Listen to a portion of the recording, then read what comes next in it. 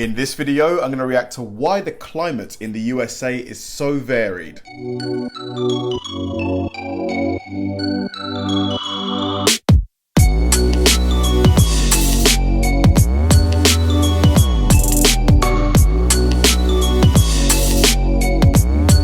Hi guys, and welcome to another episode of Kabir Considers. This is the place where I react to music, media, sports, anime, anything related to popular culture. I'll watch it with an open mind and give you my 100% honest reaction to it. And if you could please hit that like button early, I'd really appreciate it. Now, this is going to be super interesting because one thing I've noticed and learned through not just watching videos, but also being in the USA a few times. I visited Florida twice, Maryland once as well, and I know for a fact that there's such a broad variation in the climate, in the temperature. You've got states such as California, Arizona, which are really hot a lot of the time. Florida too, hot and humid. But you also have states like Boston or Massachusetts and Maine, which are like super cold a lot of the time too. And and Alaska, obviously. So I know that the USA is a really huge country, but there's got to be a reason why, there is such variation in the temperature there. It's something that I've been thinking about quite a lot. So when I was recommended this video, I was like, yeah, I've got to put this high on my list because it's something that I really want to know the answer to myself. So let's go. This is going to be me reacting to why the climate in the USA is so varied. Let's do it.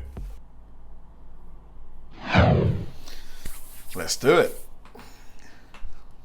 Howdy, it's Kyle talking about the climate of the contiguous US. And with the landmass the size of the US, you can of course expect a lot of different types of climate throughout the country. And in this video, I'm going to talk about why different regions get different types of climate. So why you have different types of precipitation and temperatures and weather hazards in this part of the country, but not the next. I believe the climate is the most important aspect of where you live. It affects every aspect of your life. 100%. Obviously, if you live somewhere extremely cold, you're not going to want to work outdoors a lot of the time. It's going to affect your clothing, potentially your diet too. What you're going to be able to do that day, what you're wearing that day. Of course, you go out and talk to somebody randomly on the street. The first thing you're going to talk about is the weather because it's just so important. So in this video, I'm going to answer the question, why is the climate like that? The two most important geographic aspects that affect the climate of the U.S. are the ocean currents and the north-south orientation of the mountain ranges of North America. And the combination of these two aspects are what leads to the vast array of different climate types throughout the country. In the northern hemisphere, the ocean currents move in a clockwise direction, so that's why along the east coast or the Gulf Coast you have very warm water because it's being brought up from the tropical areas, as opposed to the west coast where the water is significantly colder because it's being brought down from Alaska. So you can be as far south as San Diego, and the ocean temperatures are going to be in the 60s. This reminds me of like the whole northern hemisphere. The water spins in clockwise. Has anybody seen that episode of The Simpsons where Bart calls Australia and they have to fly over to apologize to the Prime Minister, and they play around with the toilet because the water's spinning in different just let me know in the comment section if you know what I'm talking about. Prime Minister. Classic. And up around San Francisco, the ocean temperatures are going to be in the 50s, so that's pretty chilly. Compare that to, say, the Carolinas, where the ocean temperature is going to be in the 70s, and Florida and South Texas, where the ocean temperature is going to be in the 80s. So it's going to be a lot warmer on the East Coast and the Gulf Coast, and you can go as far north as New York and New Jersey, and the ocean temperatures are still pretty pleasant. I'm going to begin discussing the different climates in the U.S. by starting from the west and moving east, because in the mid-latitudes here in North America, we're in a westerly wind belt, so that's the way that the weather generally moves. The coastal areas of Southern and Central California are generally considered to have the best climate in the world. Well, why is that? Why is the weather so much nicer in California? But this is subjective because I'm someone who doesn't really enjoy warm weather all the time. Like for me, I like a bit of a balance. Like I like, having 4 distinct seasons. I think just having constant heat would get to me eventually. Than other places. Well, in the westerly wind belt, all of the weather affecting California is coming directly from the Pacific Ocean. And with that water being so cold, during the summertime, it really has a moderating effect on the land. So it doesn't really get that terribly hot because you just have this cold ocean breeze always affecting the land, which keeps it much more moderate. In the wintertime, it's the exact opposite. So with the ocean temperature being warmer than the land, it also helps to moderate the temperature during the wintertime. But of course, during the winter, the difference in sea surface and land temperature isn't as great. And how this affects precipitation is that during the summertime, you're really not going to get any along the west coast. Even as far north as Seattle, you really get no rain during the summertime. It's gorgeous. Wow, no rain. As someone who obviously lives in England, that is a completely alien concept. Like, no rain in the summer. Wow, that's crazy. And we all know Seattle is a place that's gray and rainy all winter long, but in the summertime it's gorgeous. So the only rain you're really going to get along the west coast is going to be from the winter or to the spring.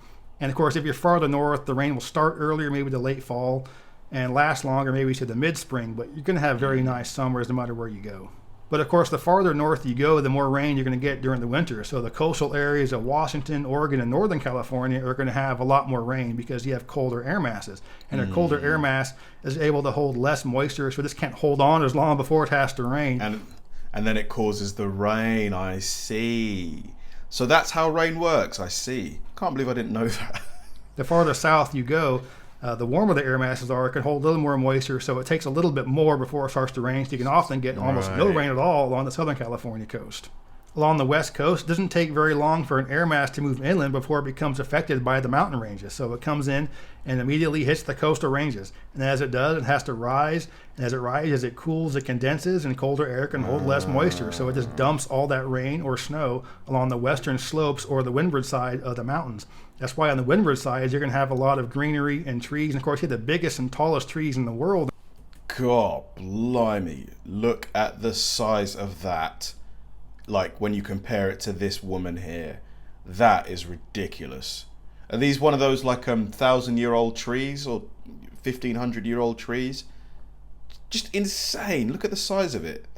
In California, those are on the windward side of the Sierra Nevada. But once you get to the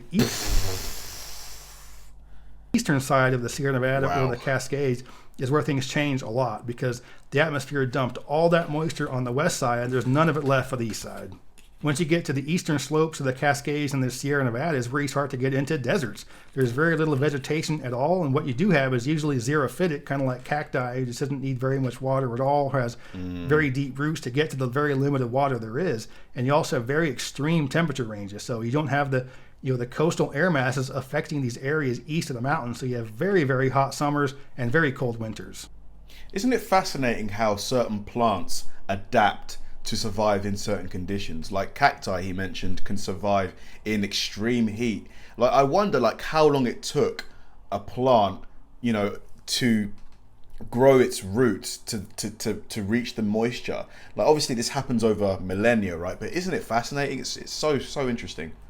East of the Rockies is where things really start to change because once you get into the Great Plains, you no longer have any mountain ranges that are there to stop and affect any of the air masses. So you have different air masses from different parts of the continent that are colliding. The western part of the Great Plains are very dry. You have, short grass prairie.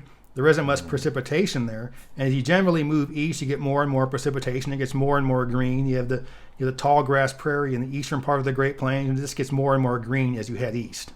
Right. And the reason for that is that you have a lot of the warmer air masses from the Gulf of Mexico that are able to come up into the middle part of the country. And again, there's no mountain range there to stop it. So it brings in that warm, moist air from the Gulf, and this creates more humid temperatures, a little bit more moisture, a little more precipitation, and more greenery. But having no mountain ranges there also allows the really cold, dry air masses from Canada and the polar areas to come into the middle part of the country as well. So what happens is you have these really cold, dry air masses from the north mixing with these warm, moist air masses from the Gulf of Mexico, and they collide right in the middle of the country. Is that Tornado Alley? I think it is. And when these two collide, if the differences in temperature are great, you can get a really strong storm. And so the greater the temperature difference, the greater the pressure differences between the two, the stronger the storm's going to be. And of course, in the Great Plains, this is where you get giant thunderstorms. And you got these, these giant air masses. Wow. Oh. This looks like literally it's, CGI or something. That collide, got these really warm ones mixing with these really cold ones, makes the air very unstable, makes it really exciting from an atmospheric standpoint, but can create pretty severe storms, including tornadoes. Back in 2011, there was a huge tornado outbreak in the southeast, and there was a tornado that hit just a few miles from our house, and it was a small tornado, if you can really even use that term. It was an EF0, but I'm standing on the back porch, and it was kind of cold and dry, and then a couple minutes later, it was warm and moist, and then back to cold and dry. It was just going back and forth, and I was like, "Oh man, this isn't good. This is gonna be bad." It's kind of like drink a lot of beer, drink a lot of liquor, everything gets in your stomach. It's like that, and at some point, you're going to have to throw up. And that's kind of what a tornado is. The atmosphere becomes so unstable, these two air masses colliding. A tornado is basically the atmosphere throwing out. And the U.S. is by far the number one spot in the world for tornadoes. There's nowhere else on Earth that comes anywhere near as close as we. I did not know that. So the U.S. is the number one country for incidences of tornadoes. Huh. We have to the number of tornadoes that I didn't know that. And again, it's because of the mountain ranges. You look at the other major mountain ranges in the northern hemisphere, the Alps are east-west oriented, the Himalayas are east-west oriented, the Pamirs, all these major mountain ranges are east-west. So what that does is it keeps the colder air masses from the polar areas from mixing with the warmer air masses in the tropical areas. And if we don't have this mix, you don't have the instability of the air, you don't have as much throwing up to create tornadoes. So you can get tornadoes in other parts of the world, but the vast majority of them are going to be here in the U.S. Just this century, what's considered Tornado Alley has changed a little bit. It used to be almost exclusively the Great Plains, as far north as the Dakotas or Nebraska, but it's shifted a little more south and east to where Mississippi and Alabama are just as bad as Oklahoma and Texas. Wow, so it's actually spreading around now. It's not concentrated to the original area. Ooh. Texas in terms of tornadoes, and it can be more of a risk in the southeast actually because a lot less people have basements for protection and a lot more folks live in mobile homes. So in the Midwest, people are more used to these big tornadoes and they have more likely to have a basement and are less likely to live in a mobile home, so the risk isn't quite as there. So it's been pretty bad in Mississippi and Alabama in recent years, and it's only going to probably get worse. But it isn't all bad. With all of the moisture and the humidity you get in the east, you have a lot more precipitation, you have a lot more greenery. So you get to places like Arkansas, Tennessee, Kentucky, they're just gorgeous. They're green wherever you go. So you just have a lot more rain that can cause a lot more vegetation to grow. And once you get to the Gulf Coast or the southeast, you have that really high humidity to go along with the very high temperatures, which makes summers almost unbearable at times. But you can't always use the measurement relative humidity to determine just how uncomfortable it's going to be during the summertime, because technically San Francisco is one of the most humid cities in the country, but because it's usually in the 50s and 60s area, you don't notice it as much, as opposed to, say, New Orleans, which might not actually be as humid as San Francisco, but it'll sure feel like it is. Dew point is a much more accurate measurement of how uncomfortable it is, or in terms of the heat index. Relative humidity is literally the difference between the temperature and the dew point. So if they're very close to each other, it's very humid. So again, San Francisco might be 60 degrees, the dew point might be 50. That's very, very humid because they're very close to each other, as opposed to, say, the southeast, where it might be 90 degrees with a dew point of 70. So the spread is much larger, but it's going to feel much more uncomfortable because the dew point is a lot higher. Or you could have somewhere like Las Vegas where the temperature might be 115 with a dew point of 10, or some kind of ridiculous spread like that, which is a really good indication that it's very dry. And when I was in college, I had a meteorology professor. I asked him, what's your favorite weather? He's like, I don't really care what the temperature is as long as the dew point is 50. But of course, that warm water off the East Coast and the Gulf of Mexico is why you can get hurricanes during the summer or fall. And the entire Southeast faces a significant hurricane risk every single year. Hurricanes need very warm water to be fed. That's what keeps them going. So the warmer the water is going to be the stronger the storm. And so that's why you don't really get any hurricanes off the West Coast, because the water is just too cold. And the reason why you get so many hurricanes in the summer and fall is because, again, with the specific heat of water being so much higher, it takes longer for the ocean water to warm up. So the ocean water is still very, very warm by October. So you do have a significant hurricane threat in October, even though it's very, very small in May or really even June. And of course, the farther north you go, the colder it's going to get, and the higher the chance of precipitation is going to be snow. But not everywhere in the north has the same type of cold temperatures or the same amount of snow. Winters in the northern Great Plains are going to be colder than the winters of New England, even though they're at the same latitude. And the reason is, again, because of these cold polar air masses. So what happens is these cold air masses... What movie is this scene from? Oh my God. Coming straight down from Canada, going right into the Midwest, and just causes it to be super... It's not Home Alone, is it? Super cold during the winter, very high winds, even though you don't really get that much snow. The Northeast is affected more by the ocean temperatures. So the oceans are very cold in the wintertime in the Northeast, but it is still more of a moderating influence. So you don't have it quite as cold in Maine or Massachusetts as it does in, say, Minnesota or North Dakota, but obviously it's still very cold. But you do get more snow in the Northeast than the Midwest. You could be as far north as eastern Montana or North Dakota, and you won't have that much snow. There might be a light dusting while... That's interesting. I thought North Dakota would be like one of the main places for snow. I don't know why, but I just, for me, I think Dakota is synonymous with like cold, snow. It's minus 25 degrees as opposed to, say, Boston, where you might have a foot of snow, even though it's a toasty 12 degrees. And then you have lake effect snow, which is literally how it sounds. It's snow that's affected by the giant lakes.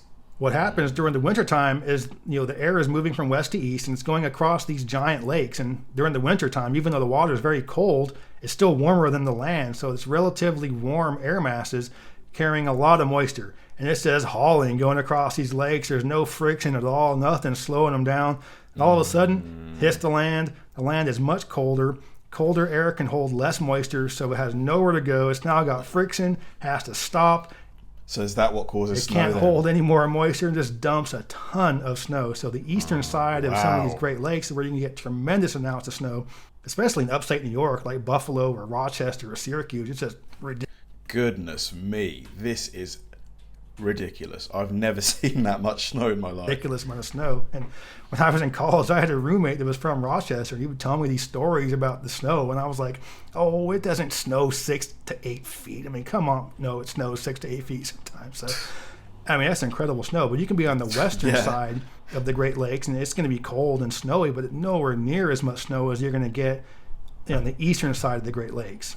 And you might be wondering why you get so much more snow in upstate New York, even though Lake Erie and Ontario are a lot smaller than Lake Michigan. Why don't you have as much lake effect snow on the eastern shores of Lake Michigan? Well, Michigan's a north-south oriented lake. It's not that terribly wide east-west, whereas Erie and Ontario are east-west oriented lakes. So there's much more distance for the air masses to cross, more time for it to pick up speed, pick up more moisture, and it just gives it more moisture and more snow to dump on the eastern shores of Lake Erie and Ontario.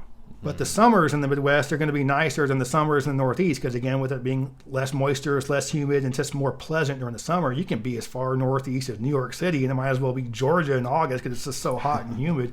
So you have a little bit less pleasant summers in the Northeast as opposed to the Midwest.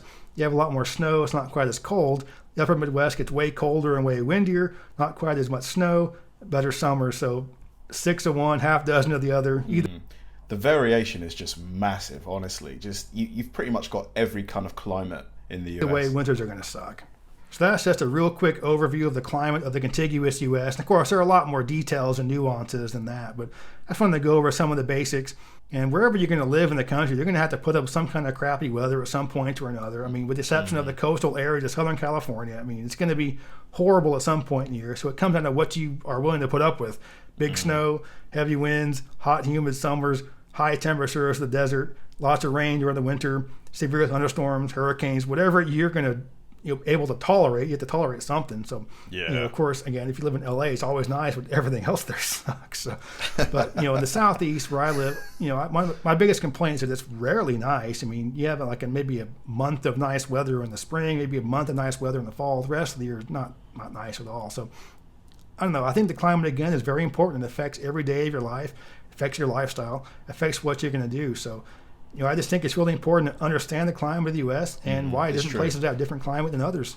If you like this video, please give me a thumbs up. Wow, that was really, really interesting. Like, for me personally, I think that I would, if I could pick my perfect place to live, I don't know if I'd want to pick somewhere where it was one consistent temperature or climate all year round. I would find it pretty boring. For me, you've got to have, for you to really enjoy the good, you got to have a bit of bad, right? Otherwise, the good weather just becomes your normal, and you're no longer excited by it. So yeah, that was really, really interesting. Like really, really fascinating to learn about how snow is caused. Like I had genuinely no idea that snow it was due to things like moisture and humidity and lakes and how close they are to land masses. Really interesting stuff. Really well made video. Thanks for watching, guys. If you enjoyed this video, please like, subscribe, turn on bell notifications, and keep throwing the recommendations my way. I know I say it all the time, but they genuinely help me out, because if I know you enjoyed watching something, I'll definitely enjoy reacting to it. So like, subscribe, turn on bell notifications, keep throwing the recommendations, and I'll catch you in the next one.